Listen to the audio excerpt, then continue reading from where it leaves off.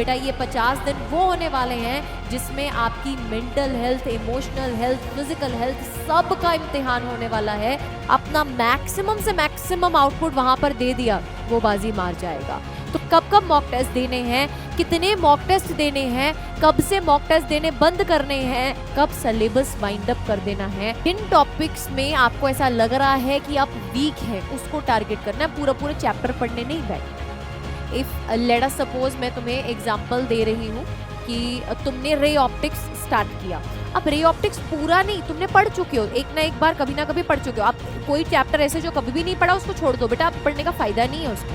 50 दिन का एक सॉलिड गेम प्लान अगर आप चाहते हैं नीट 2025 में अपनी सिलेक्शन, तो इस गेम प्लान को जरूर से फॉलो कीजिए for the subject physics, chemistry and biology. Overall अगर मैं बात करूं तो क्या इन लास्ट के 50 दिन की स्ट्रेटजी रहनी चाहिए that is equivalent to your selection in your NEET 2025 examination. बेटा ये 50 दिन वो होने वाले हैं जिसमें आपकी mental health, emotional health, physical health सब का इम्तिहान होने वाला है, क्योंकि ये वही दिन है जहां पर बहुत सारे, अब अगर 25 लाख बच्चा भी पेपर भर रहा है ना, 24 लाख भर रहा है, 23 लाख भर रहा है, 22 लाख भर रहा है, फर्क नहीं पड़ता।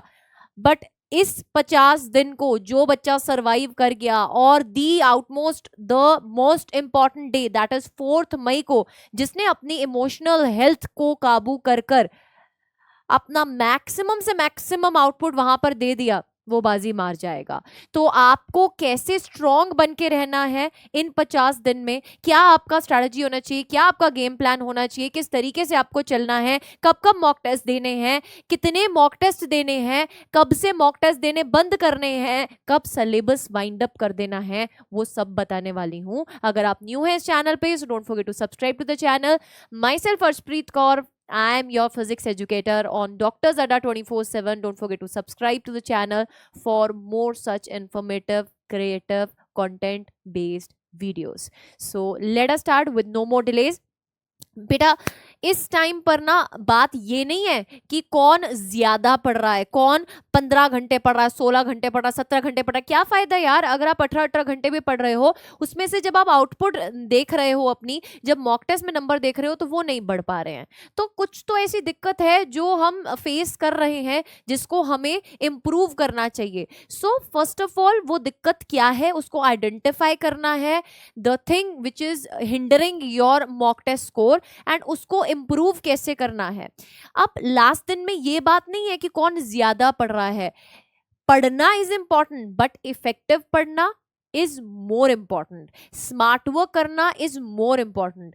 अगर आपको अगर मैं बोलूं कि लास्ट इन 50 दिन में आप पूरा सिलेबस जो आपने 2 साल का पढ़ रखा है आप वो पढ़ लो, बेटा दिस इज नॉट पॉसिबल, है ना। मैं अगर ऐसा बोल जाऊंगी, मेरे बोलने से क्या होता है ना करना तो आपने है, आप इन 50 दिन में पूरा सिलेबस नहीं कर सकते हो बेटा। अगर आपने पहले कर रखा है आप रिवाइज जरूर कर सकते हो बहुत बढ़िया तरीके से। हमारी पूरी टीम आपके लिए बहुत सॉलिड प्लान लेकर आ रही है। 17 मार्च को शाम को 5 बजे आपको जुड़ना नहीं भूलना है हमारे साथ। एक बात याद रखिए कि आप कंप्लीट इन 50 दिन में उन टॉपिक्स को, उन चैप्टर्स को टारगेट कीजिए जहां से ज्यादातर क्वेश्चंस पूछे जाते हैं।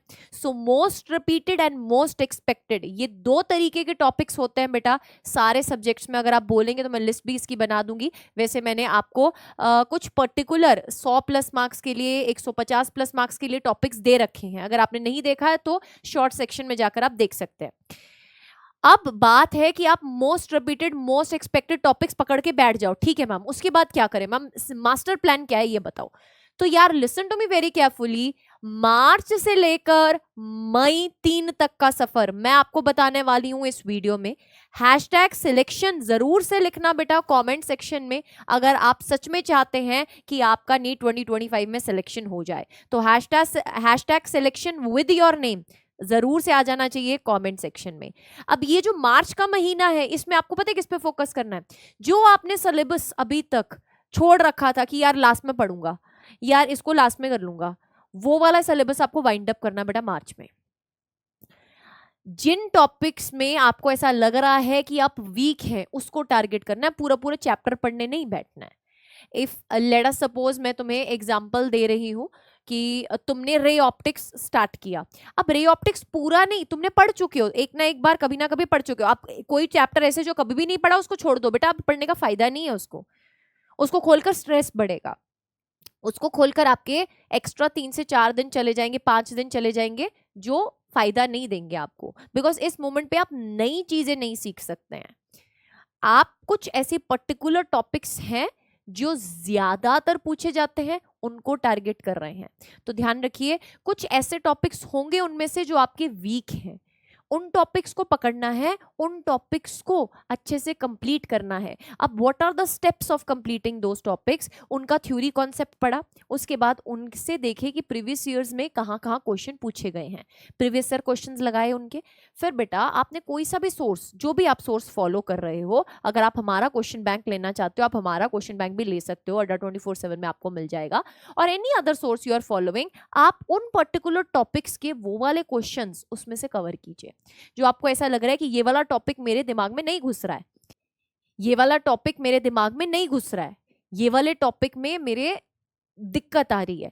सो उस पर्टिकुलर टॉपिक को आपको दोबारा से कवर करना है। ठीक है, व्हाट आर द स्टेप्स, आपको वो टॉपिक पढ़ना है, आपको उसके क्वेश्चंस लगाने हैं, प्रैक्टिस क्वेश्चंस लगाने हैं, एंड प्रीवियस ईयर क्वेश्चन करना है। ये आपको फॉलो करना है बेटा मार्च एंड तक। अगर अभी आप मॉक टेस्ट नहीं भी देंगे तो भी चलेगा। ठीक है, उसके बाद जब 1 अप्रैल आ जाएगा, 1 अप्रैल से 30 अप्रैल, बेटा 30 मॉक टेस्ट सिलेक्शन चाहते हो, मिनिमम से मिनिमम 15 लेकर चलो, मैक्सिमम 30 देने ही देने हैं। अप्रैल के मंथ में आपको मॉक टेस्ट जितने आप दोगे उतना आपका कॉन्फिडेंस बढ़ेगा, उतना आप टाइम मैनेजमेंट को सीख पाएंगे। बेटा they all are directly proportional.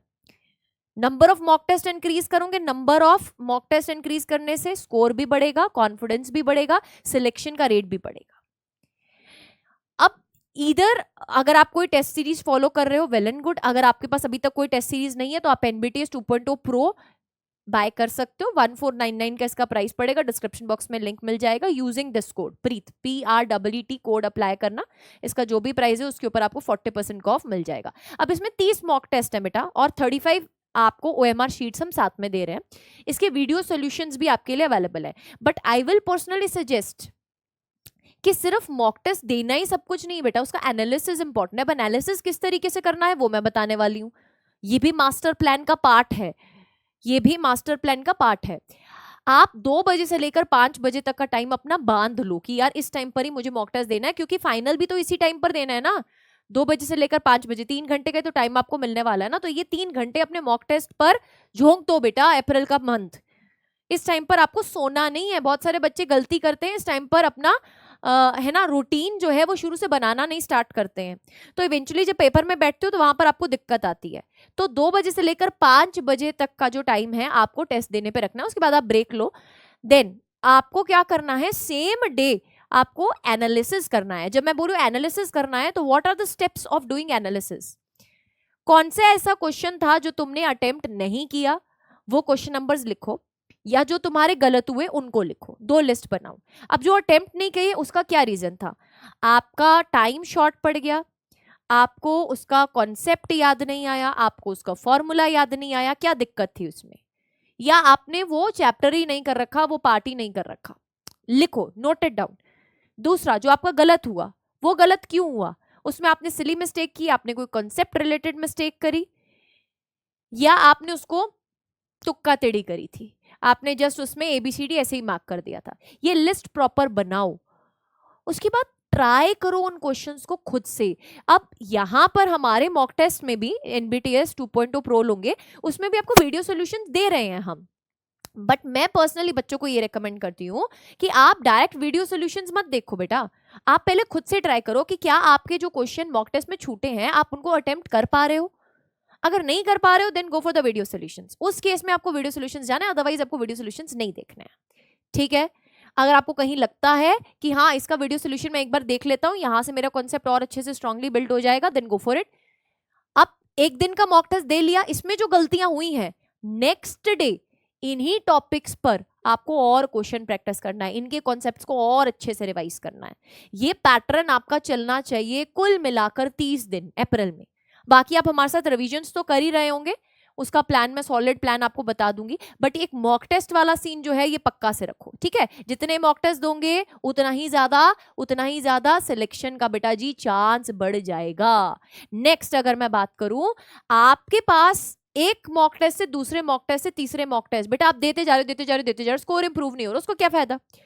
On average आपके 10 से 15 स्कोर बढ़ने चाहिए बेटा। अगर इवेंचुअली आप स्टार्टिंग में 200 250 300 से भी स्टार्ट हुए हो, है ना, 300 आए 350 आए, आपका बढ़ना चाहिए स्कोर, कम नहीं होना चाहिए, ठीक है। उसके लिए अगर आप जो फॉलो करोगे, जो मैंने आपको बताया है, you are going to follow it, eventually बेटा आपके मार्क्स इंक्रीज होंगे।